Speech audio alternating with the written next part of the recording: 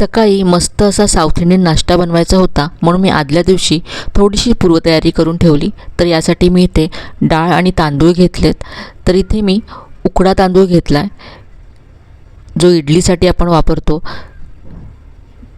तर हा तुम्हाला इझिली शॉपमध्ये मिळेल किंवा ऑनलाईनसुद्धा मिळू शकतो.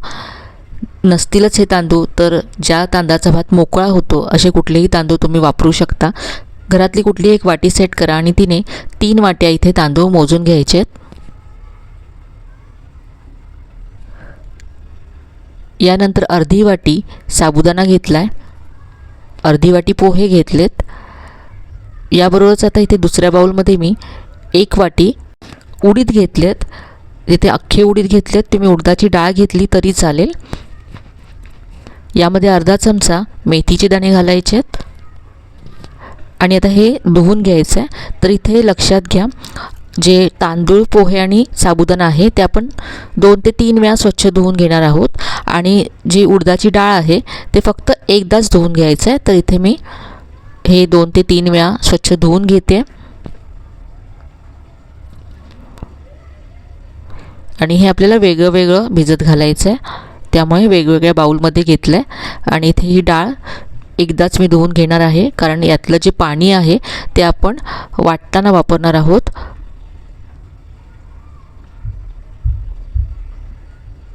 तर हे दोन्हीही मी धुवून घेतलं आहे. आता हे आपण भिजण्यासाठी ठेवून देऊया. तर यामध्ये पाणी घालायचं आहे.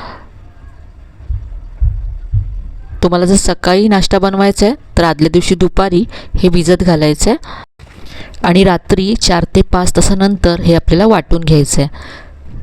तर हे 4 ते 5 तासामध्ये छान असं भिजलं गेलं आहे. तांदूळ आणि साबुदाणे पोहेमधलं जे पाणी आहे ते आपण काढून टाकणार आहोत आणि डाळीतलं पाणी आपण वाटताना वापरणार आहोत. तर यातलं सगळं पाणी मी काढून घेते. आता सुरुवातीला आपण तांदूळ जे आहेत ते मिक्सरच्या भांड्यामध्ये काढून वाटून घेऊया आणि डाळीतलं यामध्ये पाणी घालायचं, यामुळे फर्मेंटेशन छान होतं. तर हे सगळं मी वाटून घेतलं आहे, अगदी बारीक असं वाटून घेतलं. आणि आता याच मिक्सरच्या भांड्यामध्ये आपण डाळसुद्धा वाटून घेऊया. डाळ वाटण्यासाठी सुद्धा यातलंच पाणी मी घेते. डाळसुद्धा इथे मी सगळी वाटून घेतले, यामध्ये काढून घेऊया. आणि यानंतर हे आपल्याला 3 ते 4 मिनटं एकाच दिशेने असं फेटून घ्यायचं आहे, ज्यामुळे पीठ हलकं होईल. फेटून घेतल्यानंतर झाकून हे आपल्याला रात्रभर फर्मेंट होण्यासाठी ठेवून द्यायचं आहे. तर हे मी रात्रभर ठेवलं होतं आणि सकाळी आपण हे पाहू शकता पीठ अगदी दुप्पट झालं आहे, खूप हलकं झालं आहे. मस्त असं हे फर्मेंट झालं आहे. तर आज यापासून आपण 30 इडली बनवणार आहोत.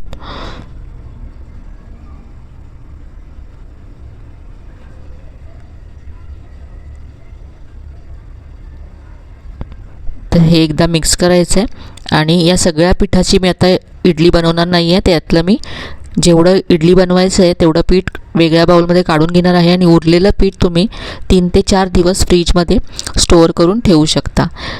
आपण इडली बनवण्याआधी इथे आता पोळी किंवा गन पावडर बनवून घेऊया. तर यासाठी मी कढईमध्ये 1 चमचा तेल घातलं, त्यामध्ये 4 चमचे चण्याची डाळ घालायची आणि 2 चमचे उडदाची डाळ घातली आणि डाळींचा रंग किंचित बदलेपर्यंत या अशा भाजून घ्यायच्या.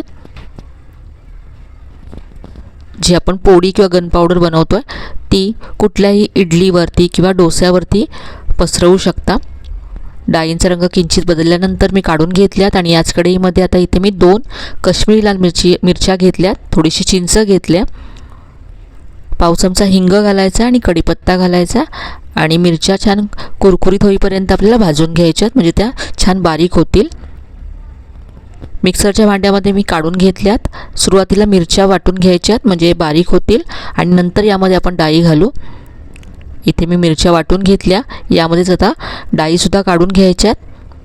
याबरोबरच मी यामध्ये 2 चमचे सफेद तीळ घातले आणि ह्याशी वाटून घेतले. तर पोळी किंवा गन पावडर तयार झाल्या. आता आपण प्लेट इडली बनवूया. तर इथे मी यातलं थोडंसं मिश्रण काढून घेते आणि यामध्ये चवीप्रमाणे मीठ घालायचं आहे. पीठ घट्ट वाटत असेल तर थोडंसं यामध्ये पाणी घालू शकता. इथे मी घालत नाही आहे.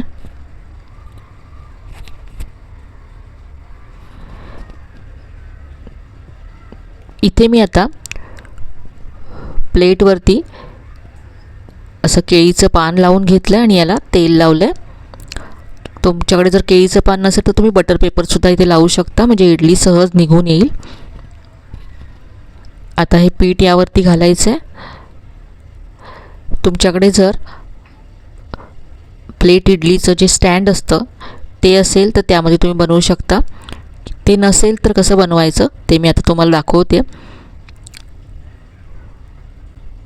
तर साध्या घरातल्या प्लेटमध्ये तुम्ही बनवू शकता, किंवा आपण नेहमी ज्या इडल्या बनवतो त्या इडल्यासुद्धा तुम्ही या पिठापासून तयार करू शकता. तर इथे मी आधीच पाणी गरम करत ठेवलं आहे कढईमध्ये आणि त्यामध्ये एक स्टँड असा उलटा करून ठेवला आहे. त्यामध्ये आता एक प्लेट ठेवायची आहे आणि यावरती आता इथे मी अशा स्टिक्स ठेवते, म्हणजे एका वेळेस आपण 2 प्लेट इडली वाफवू शकतो. जर खोलगट कढई असेल किंवा खोलगट जर तुम्ही टोप घेतला तर तुम्ही 3 ते 4 सुद्धा अशा एका वेळेस इडल्या वाफवून घेऊ शकता. झाकण ठेवायचं आहे आणि 10 ते 12 मिनटं ही इडली वाफवून घ्यायची आहे. गॅसची फ्लेम मीडियम ठेवायची आहे. तिथे साधारण 10 मिनटं झालेत. तर ही आपली प्लेट इडली किंवा थट्टे इडली तयार आहे.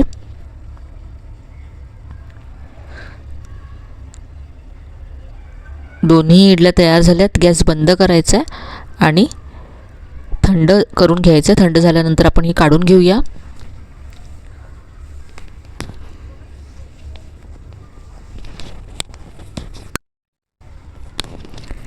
यामध्ये आपण साबुदाणे घातले त्यामुळे अगदी पांढरी शुभ्र होते ही इडली.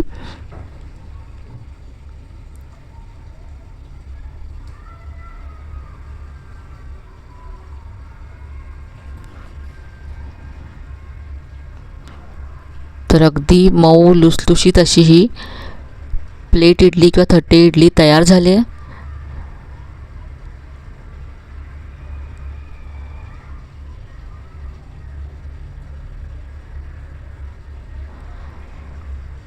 यावरती तूप पसरवायचं आहे. त्यावरती तयार केलेली गन पावडर किंवा पोळी पसरवून घ्यायची आहे.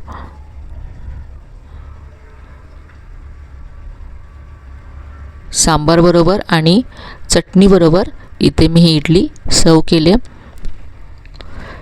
तर ही प्लेट इडली किंवा थट्टे इडली तुम्ही नक्की बनवून पहा, तुम्हाला नक्कीच आवडेल. आजची ही रेसिपी तुम्हाला कशी वाटली कमेंटमध्ये कळवायला विसरू नका. रेसिपी आवडली असेल तर व्हिडिओला लाईक करा, शेअर करा. चॅनलला अजून सबस्क्राईब केलं नसेल तर नक्की सबस्क्राईब करा. चला तर मग पुन्हा भेटूया. तोपर्यंत धन्यवाद.